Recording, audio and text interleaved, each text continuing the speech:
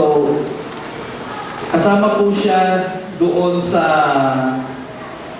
malaking grupo.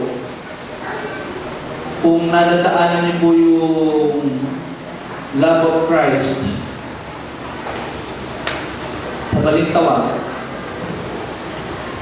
thousands po ang members niya noong pang 1980s ba yun, Pastor? So, kasama po ang ating tagapagsalita doon sa staff doon ng mga pastor.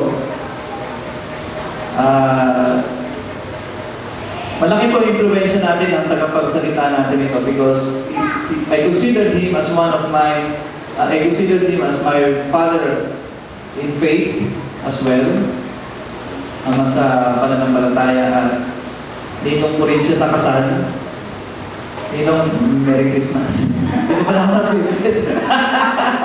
So, huwag na po natin pagkagalay. Let's give the time. Expect that we're going to have a fresh touch of the Spirit this morning. He is a really Pentecostal preacher and we can really sense the move of God in his life. So, tawagin po natin ang ating tagapagsalita ngayong umaga, si Reverend Louie Lopez. Palakpakan natin ang Panginoon sa Lord. Hindi ko alam na inaanak ko pala siya sa kasal. By the way, natutuwa po ako, napasyal po ako sa Tumana. Christ is the answer. Alam niyo po, pangamukha po kayong artista. Kontrabida na alam. Hindi po yung panahon ni Fernando Po Jr. Kasi mga kontrabida doon ang kapangit eh. Hindi nyo ang kontrabida doon, si Rocco Montalban, si Buaya, mga kapangit ano. Pero mga kontrabida ngayon, magaganda. Okay, palapakan nyo naman yung sarili ko. Okay, before we start, gusto ko po magkwento sa inyo. Gusto nyo bang magkwento ako? Wala naman kayong magagawa, hawak ko microphone. But anyway, meron po isang lalaki, ano po siya, lupot na lupot po sa buhay niya. Kasi yung biyanan niya, hindi siya gusto. Ayaw siyang makasal doon sa kanyang anak. Minsan nagtalo po sila, lumabas po ng bahay, pumunta po ng dalampasigan sa Tumana, Santa Maria. Habang naglalakad po siya, pasipa-sipa po siya gano'n. Nasipa niya po yung isang bote, tingnan. May lumabas, Genie. Sabi ng Genie, Isaya po kasi. Tapos sabi noong Genie, sa wakas, nakakalilang din ako. Sabi niya, taktong kahilingan, ibibigay ko sa'yo. Kaya lang may condition. Sabi, ano naman ito? Sabi noong lalaki, sabi niya, ano man ang hilingin mo, doble sa biyanan ko. Sabi nung lalaki, pag tinakabot ka ng malas, swerte mo ng malas mo pa rin. Hindi ko, hihiling ako, doble pa yung sa biyanan ko. Ako sabi niya, anyway, kaya ako minamatan ko ang biyanan ko, wala kasi akong hanap ko eh.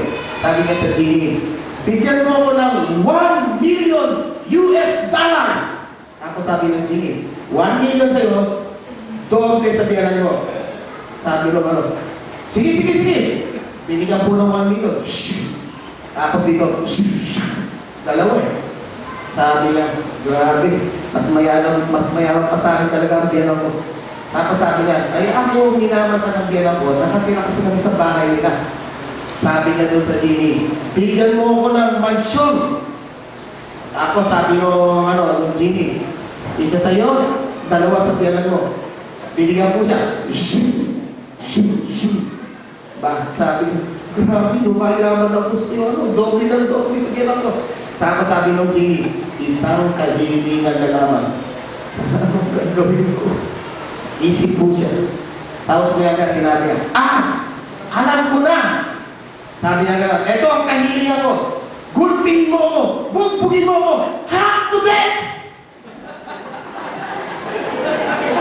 Ginulpin ko siya, hack to death. Yung biyanan niya, pinatay ng Genie. Alam niyo po, wala pong nagawa. Yung kung bahay at lupa, pinamana rin sa anak. Kaya doble-doble po yung yaman ng lalaki.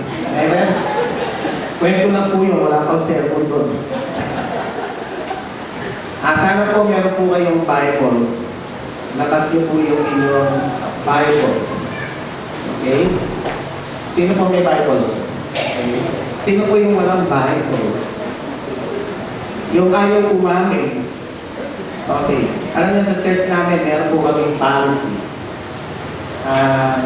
Kailan po, sino po sa inyo, paano niyo po makakilala ang pulis? Paano niyo po makakilala ang pulis? Nakikiporme at may baril. Okay. Ang doktor? May stethoscope. Okay. Ang janitor? Okay. Ang Christian? May Bible. Okay. Okay. Sa amin po sa church, kapag ka wala ng Bible, hubo ka. Hubo. Okay. Sino mga hubo? Okay. Mahirap po yung Christian na wala ang Bible, hubo ka ng hubo. Okay. Meron pa mga isang policy. Kinakailangan meron kang ballpen at notebook. Pag wala kang ballpen at notebook, hubad ka. Hubad. Okay. Meron ba kang ballpen sa notebook? Okay. Meron ba ang hubad dito? Hubad. Pag wala kayong Bible at saka notebook at ballpen, kayo po'y hubad. Kaya huwag niyo pong bubugaliin yung bawal po sa Metro Manila yun. Okay, gusto ko pong buksan ninyo ang inyong Bible sa Mark chapter 1, verses 16 to 18. Pwede po ba tayong tumayo lahat at bigyan po natin ng galang ang pagbabasa ng salita ng Diyos.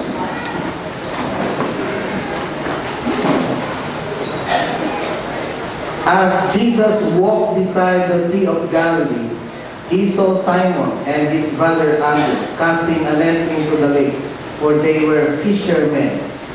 "Come, follow me," Jesus said, "and I will make you fishers of men." At once they left their nets and followed him. Tayo po'y manalangin. Panginoon, inilalapit namin sa iyo ang aming mga puso at kaisipan. Dinadalayan ko, Panginoon, na tulungan mo kami buksan yung aming spiritual ears and spiritual hearts, O Lord. Hayaan mo, Panginoon, na kami ay minsan mo pang diligan ng iyong pagpapala. At makita namin sa iyong mga salita ang mga pamamaraan ng pagpapala mo sa aming buhay, hindi yung aming pamamaraan. Lord, dinadalayan ko, O Diyos, na patuloy kong kumilos ang iyong Santong Espiritu sa aming dalagitnaan. Ikaw po ang tunay na tagapagturo. Gamitin mo lamang ang aking bibig, Panginoon, at sa puso ng bawat isa, ang iyong Espiritu ang siyang magsasalita.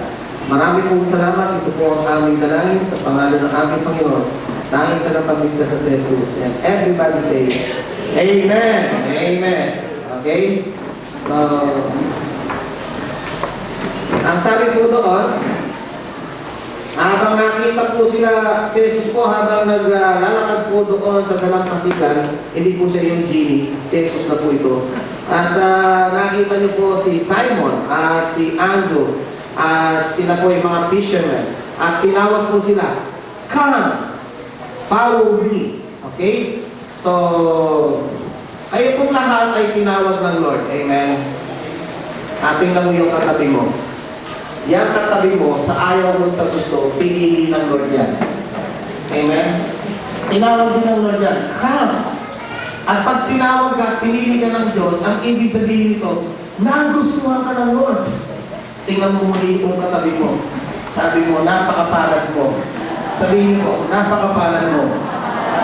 Napili ka ng Diyos. Akalain mo, nagustuhan ka niya. Okay, whether you like it or not, katabi niyo rin po sa langit yan. Okay? So, pinili po ng Lord, come and follow me. Alam niyo, ang sabi ng Lord, follow me. Okay? Yung come, meron po ang ibig sabihin po yun.